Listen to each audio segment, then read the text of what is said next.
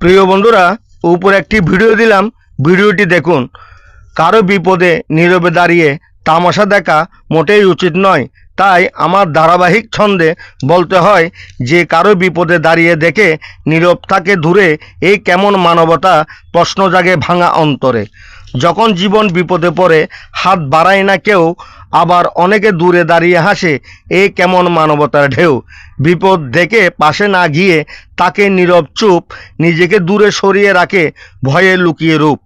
অন্যের চোখের জল দেখে হাসে যারা অন্তরে, হয়তো তারা নীরব পাষাণ, মনটা তাদের পাথুরে।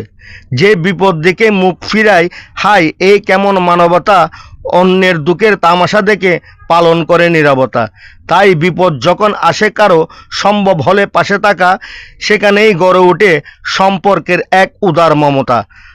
আজ অন্যের বিপদ, কাল আপনারও তো হতে পারে, তখন কি পাশে পাবেন কারো স্বার্থের এই সংসারে?